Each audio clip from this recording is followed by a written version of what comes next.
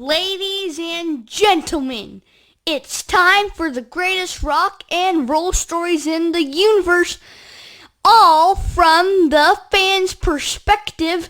It's Rock Stories with the Brummster. Now, here's the host of the show, my rockin' daddy, the Brummster. It is Rock Stories with the Brummster, and that is 2 M's. If you see 1 M, get out of Dodge. You can catch Rock Stories with the Brummster Sundays at 11 a.m. at your Central Valley online rock station, rockradio559.com. That's rockradio559.com. Also as well, you can check out Rock Stories with the Brummster at the Brummster Facebook page. All of our past episodes. Be an FOB, a friend of the Brummster. I'll see you there. Also as well at Spotify and at Anchor.fm, Google Podcast, etc. Wherever you can find a podcast, we're probably there. The Brummster channel with 2 M's. Also as well, get a free Today in Rock History every single day. Don't just type in Google or YouTube Today in Rock History videos, because you'll get something, generic, probably made a couple of weeks or a month or two or whatever ago. And if you actually instead type in Today in Rock History with the Brummster, you'll get rock history applicable to that date, to the date that you're looking at it. That's right. Every single day, a fresh, brand new, free Today in Rock History with the Brummster, available at Today in Rock History with the Brummster YouTube channel. Don't forget to like the videos and subscribe. All right, let's get to it. Pulling back the curtain. That's right. We pull back the curtain from the fans' perspective. Yes, we have some stars on from time to time, but most of the folks on this show are music fans. For years, they love rock and roll. They love listening. They love the music. And what they do is they tell us their stories from concerts, from artists, their favorite memories of the people that they were with at these concerts. All that stuff happens right here from the fans' perspective. It's very special. We're so glad that you're here once again. Rock Stories with the Brummster. Welcome to our podcast. Our very special guest to pull back the curtain on his rock adventures and favorite stories, my good friend, Mr. Greg Till, on the program today. Greg, welcome to Rock Stories with the Brummster, man. How you doing? Good, Josh. Thanks for having me. Looking forward to enjoying some rock and roll stories with you. Oh, dude, we got to talking, and you know, I mentioned I got this podcast where we tell rock stories and memories from the fans' perspective, and it's real fun. You should check it out. And you're like, dude, I got some cool rock stories, man. Take us down memory lane, brother. Welcome to the show, Greg.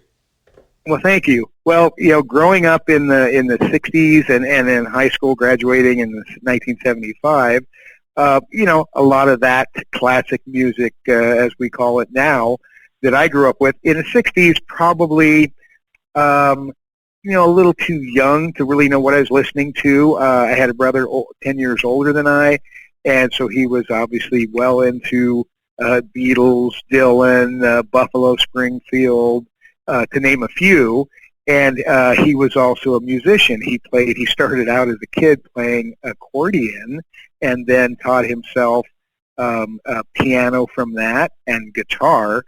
So he was really my music inspiration, because when he would come home from college, he'd sit down. My parents had a piano. He'd sit down and he'd play and talk music. So that's who kind of enlightened me and kind of got me to, seek out a few more things. But again, that's back in the day where, hey, we just had a little AM transistor radio. None of this, all the iPhones and the remote speakers and all that we have now.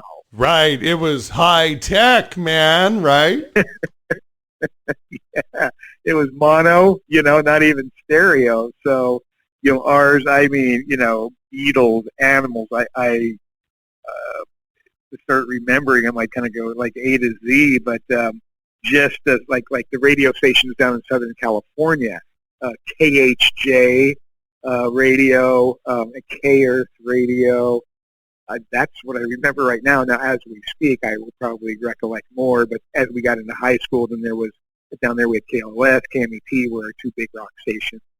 And KLOS is like my favorite rock station that, in my opinion, it's not perfect radio, but going back to how radio should sound, it's like the closest that I think is out there, KLOS, right? Yeah, correct. Yeah.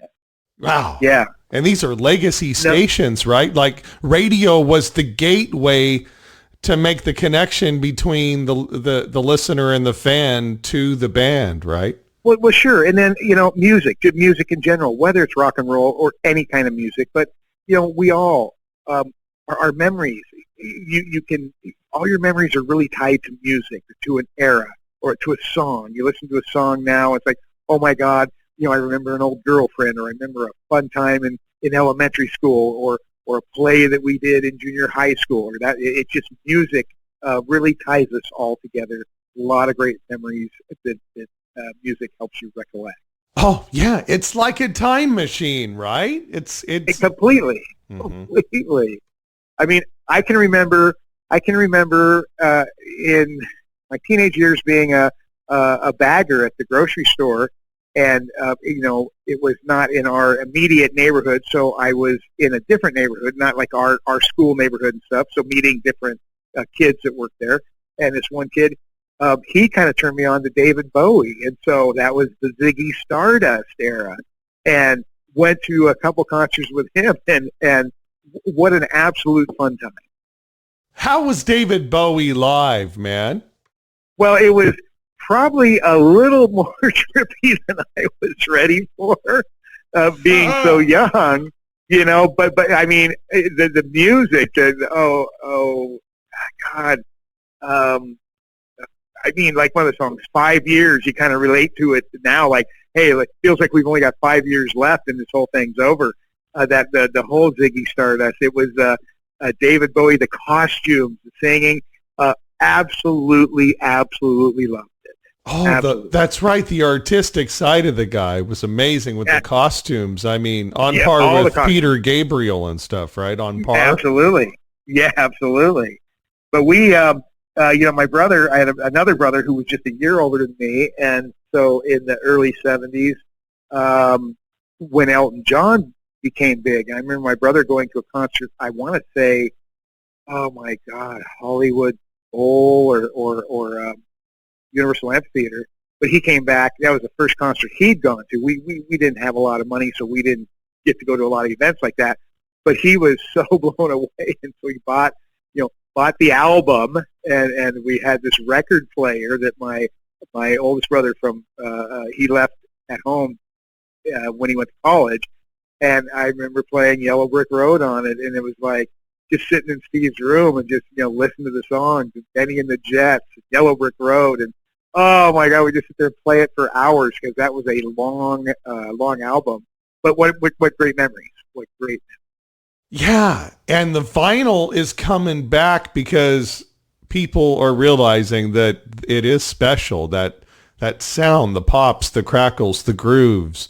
It's a different experience, isn't it? I mean, we love digital, but it's different, isn't it? Yeah, 100%. 100%. Yeah, we had, and we didn't, like our needle, we would try to clean it. Bob always told us clean it with a Q-tip and alcohol or something. And, again, we were just kids. We didn't know what we were doing. But our records, unfortunately, we didn't take as good a care of them as we should have. And I can remember trying to clean the needle and it having like fuzz or dirt on it. And it's like, how the hell does that play music?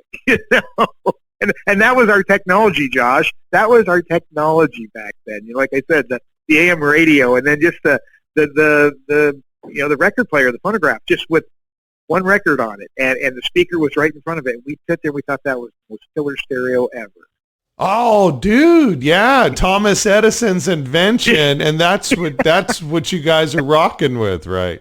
Oh, completely. Well, we had in high school, we had English teacher, and she absolutely loved music, and so a lot of times she would play music. She played like a lot of Crosby, Stills, Nash and Young, a lot of Neil Young. And so, again, us listening primarily to AM radio and stuff like that, she kind of introduced me to, other bands or groups that I didn't really know of or hadn't heard of. And then she would, like one day a week, stuff like that, we'd pick a group or a song and kind of dissect the song as a class and see what the lyrics meant to us, kind of thing. It was really, that was the funnest part of that class, was when we got to, she'd say, okay, what do you want to hear? I can remember, oh my God, there was Simon and Garfunkel songs, and it was just, it just made you appreciate music more and try and listen harder to it and pick up the best. What a cool teacher, and a smart teacher, tricking the kids into having fun learning. Yeah. I thought that was so unique. And the sad thing is we didn't have a way to go listen to music other than what was on the AM radio, where other kids, we didn't have like a record collection, so we couldn't go to the record store. God, I'm trying to remember the big record stores and stuff back in the day. And living in Orange County, I don't know that we had a lot of that. Again, that wasn't our coming from where we were. But we didn't go spend our money on that, unfortunately. But the kids that would come up with these songs, and that introduced me to more and more music. And then obviously radio got better, and of course you're getting older and hearing a lot more of it. Hey, and you can hear I'm a DJ, and that's my thing, right? That's the gift. Yes, It's the gift God gave me. Trust me. I try to be humble about it, but I have to recognize that's what he gave me. I suck at a lot of things. I don't suck at this. And so, I think he gave everyone a special gift, but I don't think I'm alone. There's a lot of other talented DJs who have radio personalities, who have, been a part of the soundtrack of our lives. All this great rock and roll over the many decades has a part of that main connection, those personalities. You mentioned, some of the stations, KLOS, KHJ, So what's going on as far as your favorite personalities? Did you enjoy the personalities too? They were a big part of the music, huh? Yeah, at 65 years old, I'm reaching for the personalities because like Wolfman Jack and Casey Kasem. I mean, it was a big deal, right? Absolutely. God, you really. Dick I should have Clark. studied a little more for this conversation, but no, you're doing good. No, I'm the DJ guy, so I'll handle that part. Yeah. But you're here for the rock stories. Yeah. Go ahead. The connection, it's amazing, right? Well, dude, and you would tune to the station and after school, before school, whatever your time was, and whoever that DJ was, you almost felt like you got to know him personally, and of course they taught us. But like you said earlier, you said the soundtrack of our lives. Now with the technology that we have, how we can download music, we can find music, and everybody's got a friend who's got a big old memory of all this music that you can download off of. And the sad thing is, there's so much music that we don't even hear because there's not enough time to hear it. You know what I'm saying? Right. I mean, we hear a lot of the commercial stuff, but to get a little deeper, it's like, oh my God, I'd never heard of that person. That's great music, Right. I see what you're kind of saying. Like, there's positives and negatives to the fishbowl getting bigger. So when the fishbowl was radio and records and tapes, and that was pretty much the fishbowl, they were able to control that environment. There's only so much being produced out of that fishbowl, whereas, but it's all there.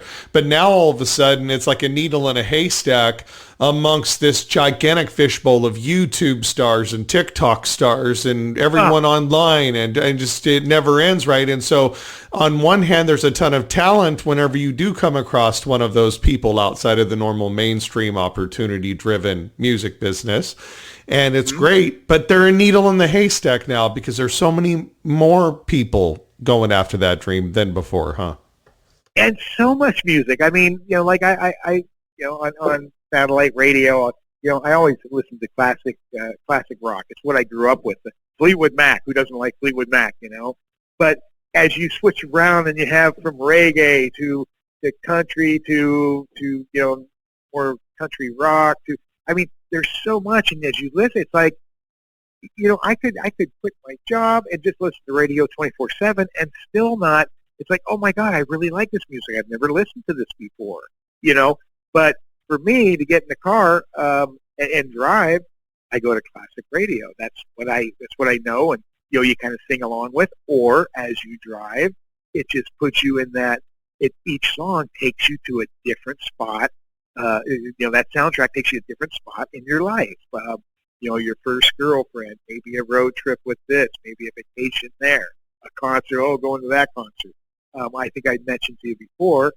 I was introduced to Tom Petty's music in about 1978 with the girl that I was dating, and she took me to a concert, and it was the funnest concert I've ever been to, and I just kind of got, hooked up on that, and so I was fortunate to go to a lot of Tom Petty concerts as the years went on, because he's one of those artists that just kept playing, and there is nothing better than live music. Go see him live, and those were some of the funnest concerts ever. Obviously all down in Southern California, but to see it live and see him up there having a good time, it was interacting with the crowd. Best memories ever. Oh, I'm so glad that you mentioned Tom Petty. You know how most bands, they get bored of singing a lot of times the same song over and over again, so they mix it up and make it a different version. But right. as the fan, we want to hear the way we hear it on the radio. We don't want to hear your crazy version. Usually it's annoying, right? Right. But yeah, I'm being an artist and I'm bored. Yeah, but I paid $150. Play that crap the way that I like to hear it, please. Right. Thank you. Am I the only one? But Tom Petty, he got away with that. You would go to a Tom Petty concert and he would play I Won't Back Down slow version acoustic, and you just got just goosebumps and hair standing up all over your arms, and you can feel it's whoa. It's I am cool with this. Wow, Tom Petty could get away with that. Well, and we'll get on Tom Petty for a minute here, but this, back up a few years, he passed away a couple years ago. That rocked me more than anything. Like John Lennon, with various people that you feel you grew up with, these celebrities, musicians, and stuff. When they pass away, it's really sad. But Tom Petty, it just got it. It was like when Kobe Bryant. When he crashed and all those people died. I mean, I was really upset about it. It just really, really affected me emotionally. But Tom Petty did too, because I'd gone to so many concerts. But right before he passed away, I had gone to he was having a Mud Crutch, one of his first bands, concert at Cal State Northridge. So just in their little auditorium, I don't know, 150 seats, a couple hundred seats. And I heard about it on the radio, so I immediately got tickets. And I have a niece that was going to Cal State Northridge. I said, hey, Jesse, I'm going to take you to a Tom Petty concert right there at your school. She goes, oh, my God, I've never been. I'd love to. I love Tom Petty. And we sat in there. We might have been 10 rows back, but any seat in the house was like you were sitting next to him because it was so tiny. And they got up there, and they played this music. And like you're talking about, playing songs the way you want to hear them. Like Mud Crutch was something I hadn't really listened to any of his Mud Crutch tunes. And when they played that, obviously live, right there, some of it was acoustic, and you're right there looking at him, and it was like I was so moved by it, but it was so good. And then we followed that not too much later with the concert at the Hollywood Bowl. Then he passed away after that. So it was like, because he was in his 70s, early 70s, and still performing, and maybe not as wild and crazy on stage or anything like that. Not that he ever really was, but he definitely partied. But that was it would have to be my all-time favorite, because I saw more of his live stuff than anybody. And so I just, his music and lyrics just really, really, really affect me.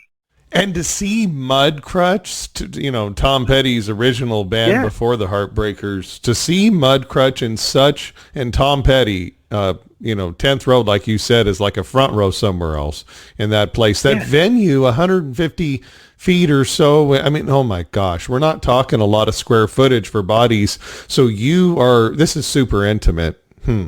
Yeah, it's like you invited him to your own house, your own private showing. It was that fun. I got lucky. One of the concerts up at the Universal Amphitheater, we were fourth row back. I'd always pay to get as close as I could because it's just fun to really watch the musicians and how they play. And that concert was so fun. Just a side note, that was quite a few years ago, but Gina Davis was sitting right in front of us and with her entourage and friends, and they were just so fun because the whole group was just like a big party. But there was some gal that came out of the crowd and came right down in front of the stage when he was playing, and of course the bouncers want to kind of rush over and remove her, and Tom Petty's looked down like, no, let her stay, and she was obviously high as a kite and just dancing, and she stayed up there the whole concert. I mean, it was dancing, but it was more just like flailing about. I could hear Tom saying that. Just let her stay, man. She's not hurting. Totally, she's not hurting anyone, man. Yeah, it was a Saturday night in L.A., so it was full blown party, and it was just to see that. And again, when you're that close, and you're like, God, these guys, they sound so good, they play so good. How the hell do they do it? But that's one absolute favorite, driving music, any Tom Petty, put it on and just sit back, so. And if you want to talk about the soundtrack of our lives, Tom Petty, that is exactly what he was to me and to many of our listeners here at Rock Stories with the Brummster. Greg Till with us today. Thanks for sharing all these awesome stories. Soundtrack of our lives, right, Greg? Yeah, 100%. 100%. Like, did you ever go anywhere without putting the tape in, right? No, I mean, and this goes back to, I don't know how old you are, Josh, but 8-track. Boy, when we got an 8-track player, we thought we were the bomb. Quadraphonic. Matter of fact, I had the Who Quadrophenia, right? Nice. Oh my God! So think of some of those 8-tracks, and then they would kind of get balled up. So then we actually switched to cassette. That was a little easier, a little smaller. But oh my God! And we always kept a spare pencil once you went to the cassette inside of the glove compartment box, right? You could spin that cassette around. Exactly. May need to perform surgery on this cassette. Hold on. Oh my God! But like high school. Now you get me going. Like just thinking of high school, and a buddy of mine, he had a couple older sisters, and they always turned him on to music. But his sisters took us to Boz Scaggs at the Santa Monica Civic. I'm like, who the hell is Boz Scaggs? Okay, this would have been about 1976. Had no idea who Boz Scaggs was. Never even heard of him. And it was just cool music. Peter Frampton, we got to see him. It's like whatever happened to Peter Frampton. God, Leslie, she had these tapes. I don't know if you ever heard of Ry Cooder. That's getting really obscure. No, it doesn't come to mind. But that's my point. Even back then, she was listening to stuff like, where do you hear this stuff? And some of it was kind of a little bit, different, as a lot of music now is too. But the point is, it was all music. And if you listen to it, where you can kind of get into it a little bit, it's like, hey, that's really good, a little different or whatever. But again, it was always, music was always fun. Whatever you did, all your, a road trip to Mammoth or going out to the Colorado River, just music. I mean, you ever think about how, what's a recent star that the kids are loving today? Billie Eilish, stuff like that, there right? You go. Okay, Peter Frampton was like Billie Eilish back then. Like, seriously, right? Yeah, absolutely. Hey, Josh, I get I've gotten Rolling Stone magazine for like a million years. Matter of fact, I don't know how many years ago they sent out a deal saying, hey, for $99, I think they were obviously trying to increase their membership, but at $99 you can get Rolling Stone for life. $99? Are you kidding? I'm in. I mean, that was 20, 30 years, 40 years ago. I don't know how. You're still getting it off that same $99 you got to be kidding me. Absolutely. As God is my witness, I laugh because, it's changed and it's changed a lot. I mean, obviously I like to read articles, stuff like that, but the, I just don't relate to a lot of the artists that they write about now. I mean, I'm old and so, I try to take it in, but it's just not music that I'm into. But, there'll always be a backstory about, hey, David Crosby or Neil Young or something like this. And so I find that fascinating. But there's so much new stuff and new music that I'm just not into. It's just not me. And I'm like, oh my God, I've become my parents. Okay. Because I'm like my dad. Oh my God, who some of his like Jimmy Dean or oh my God, White Sport Coat. I'm trying to think of who. God, Dad sang all these songs under Frank Sinatra. Oh my God! And the cool thing about that is the golden oldies and all that. You can listen from 4 to 5 p.m. Hopper in the Morning is at rockradio559.com playing good times and great oldies just like it used to be at rockradio559.com before the hard drive at 5 with the Brummster at 5 p.m. every Friday at rockradio559.com. David Crosby, didn't he have a liver replaced with a transplant? And then he donated his sperm for Melissa Etheridge to have a baby? Am I crazy? That happened, right? Yeah, that happened. That's been a while ago. Absolutely, that's been a while ago. Oh, my God, yeah. But, I mean, no better group harmonized better than Crosby, Stills, Nash, okay? Some of the greatest music there. Again, that's classic rock. Well, you had the coolest teacher in the world to introduce CSNY and that sound to you, right? Oh my God, absolutely. That was what was so cool to go in there. It's like, oh my God, whatever the day it was, it's music day, and you go in there and she'd have, Neil Young on after the Gold Rush, Harvest album, and that was music I just didn't get on my radio at home, and it was like, oh my God, this is so cool, and then just to talk about it, so. Just great stuff. You mentioned Boz Scaggs. Who is this guy? Who is this guy? Who is this guy? He was unknown at the time, right? But absolutely. Low Down. That was a big hit, man. Low Down Shuffle. Yeah. Lido Shuffle, baby. Lido Shuffle. There you go. Right. Oh my God. Yeah, I had to. I was dating this my first real serious gal that I dated, and she just said, "Play some Boz Scaggs." Oh God, that takes me back to a million years ago. And that's what this is. It's a time machine, man. At Rock Stories with the Brummster, right, Greg? Absolutely, Josh. Absolutely. Oh my God.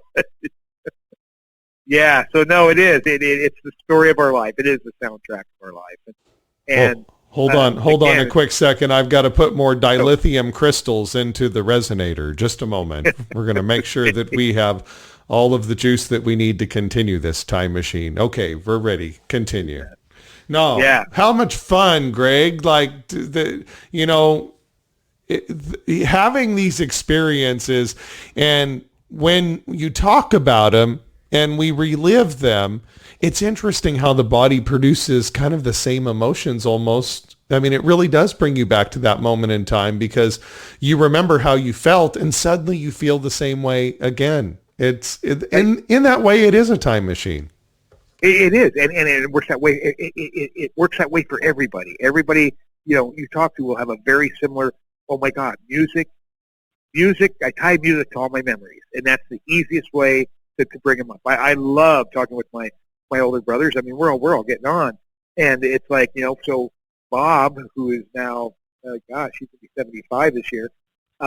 We talk music, and he even wrote a few songs himself. He went to school at the University of San Francisco from 1965 to 1969. So the whole Haight-Ashbury thing, obviously Vietnam War, and all that. But he was very into his music. He wrote some songs, played in some little, funky little groups like that. Never really did anything with it or stuff like that. But he can relate to all these. I mean, he's the guy you want to talk to because of the music he listened to. That I was 8 years old. I didn't know what he was listening to. I mean, I really wasn't listening to music at that age. So, but it brings us back. As far as memories of being 8, it would be Dad listening to Frank Sinatra or Marty Robbins or that kind of thing, and singing along on the radio. Peter Frampton, Boz Scaggs, Fleetwood Mac, Tom Petty, having an awesome teacher, introduce you to CSNY, having the 8-track cassettes and oh my God, the radio. Who, Elton John. Wow. I mean, it just obviously Fleetwood Mac. They've been there for forever. God, Eagles. Led Zeppelin. I mean, you see God, the Eagles? Did you see the Eagles? Yeah, I saw them at the Forum twice, and it was a take it to the limit. That would have been about 1974 or 5, and then it went into that song. Obviously, we loved all of them, and then Hotel California. Then that whole round out. Oh, Take It to the Limit! What a killer show that must have been, man. Oh my God, all of them, Josh. They were just fun. They were, we were just kids. And Dr. Bus was rocking the Lakers kind of at the time, or was maybe that was pre-Bus, but the Forum is like really hopping as a place, a real new venue at that time for great concerts, right? Like they're really yes. Mm-hmm. It was incredible. I saw Fleetwood Mac there a couple times. I obviously saw the Eagles there. I saw the Cars there. Josh, that's what I was going to ask you. When we say classic rock, I mean we're 2022. I know stuff from the '60s, high school year, mid '70s. Then there's all the '80s music, and then the '90s music was kind of a change, and then 2000, and then it kind of. I kind of lost my way musically from new stuff, but really my roots are 60s, 70s, and 80s is obviously really fun. And then the 90s, I was married and divorced, and it was more that the 90s would be like Counting Crows and that kind of stuff. But when do they become classic rock? Now, actually, it's crazy. I listen to classic rock, and we hear stuff from the 90s all the time. Even at rockradio559.com, he'll have 90s segments and stuff like that. And you said it, and it blows me away. It's actually 2022. Can you believe it? No, and that's where this music thing. We don't have. Weren't we supposed to be on Mars by now? Well, I can tell you. Robots were supposed to be doing all the crap jobs by now, right? Yeah, the Jetsons, man, right?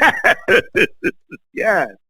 Oh my God. Why am I still weed eating? Why am I still vacuuming? Where's my robots? Although they do have vacuum robots, but a cordless weed eater, cordless shovel. Come on, we need a few more cordless items that can handle stuff out in the yard. I saw a Radio Shack, old classic ad from the 80s, late 70s, early 80s, and they had all these different things on there in the ad, and I'm like, wow, there's everything for sale here is available now on your cell phone. What a trip. Yeah. Oh my God. Well, I have a very good friend, and he and I have quite a collection of old motorcycles. Just it's just a weird collection. Nothing like super exotic or anything like that.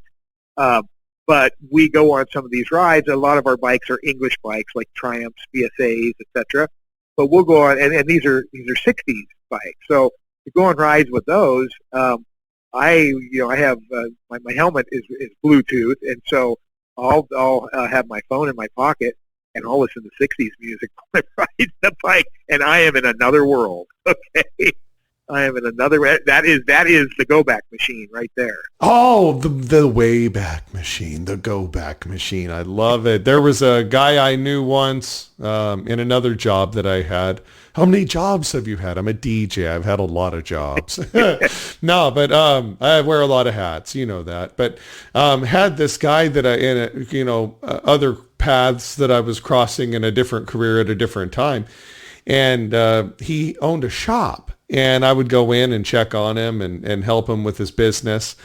And he would talk to me and he'd say, you know what, man? You know what, Brummster? My favorite thing to do is to go scuba diving. And he goes, when you get down there under the water and you're just there, you're in a whole nother world. It's just all the stress melts off of you. And kind of in a same sense, you're not, all the way down at the bottom of the ocean, breathing oxygen through tanks only for a limited period of time to experiencing that. You're putting your headphones on, right? And rocking out, listening to rock stories with the Brummster and going back in time. But the concept's the same. You're in a whole nother world, right? Absolutely. Yeah, it's the best. It's absolute best. So, yeah, again, but keep playing the music, because that's what keeps it alive. And a lot of those songs, you listen to the lyrics, and you know what? They ring true today. A lot of the stuff that they're talking about back then, you can totally apply to today. So I get inspiration from it. I don't think it ever goes away. It all means different things to all of us, but God, you just start going back. But it's like, where does the file? I need I need like a Rolodex or something. I can just, because there's so many, and as we talk, I'm trying to think of, okay, who else can I throw out there? Who else can I throw out there? And there's just Mamas and the Papas. My brother Bob played that all the time. Oh God, it's music, Josh. It does such great things for you. It's the best. When you're just having a bad day, just go home and put on some classic. Right. Right. And Roxy Music had that song "Love Is the Drug." How about music? Oh my God, music is the drug, right? Yes. Oh my God, that was another one that you're talking about diving, and I used to go out with a buddy. He'd rent sailboats out of Newport Harbor, and every Sunday there'd be three couples. We'd meet at the boat, and out we'd go. And they turned me on to Roxy Music. The first album I listened to on that was Avalon. It was like, God, this is great music, And we'd go out, head down towards Dana Point. Once we got just on the way down, we'd stop in Laguna, off the coast of Laguna Beach down there, and dive, and just not dive real deep, but just go down and dive, and then come up. And by that time, the wind is starting to pick up a little bit, and then we pull up the sails and kind of sail towards Dana Point, and then just tack our way all the way back up the coast, and then back into Newport. But there you go. Roxy Music. You just brought back a whole different memory for me, that I hadn't thought about that for years. That's right. Crazy. All we did was mention the name of a band and a song, and it immediately transported you back in time to that boat trip. Yeah. Wow. Yeah. Oh, absolutely. That was Sundays, like 1 or 2 Sundays a month. Go do that. But you can do that. You can say, hey, say a word. Okay, what you play a game that way? Give me a band, give me a song, give me whatever, and that's it. And like the Beatles. My God, the Beatles cover their music. It covers so much for me.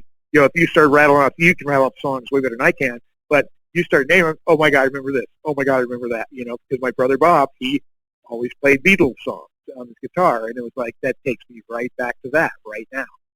Right. And it's very rare that you have a big band that gets together like that. It was because they all shared their roles musically. I mean, Ringo had a song, Paul had a song, George had a song, John had a song, right? That they all contributed pretty much equally. And so they were all stars in their own right. So they went off and did their own thing, and they had solo success. That doesn't always happen when someone tries to take off like the Joe Perry project with Aerosmith when he fought with Steven Tyler.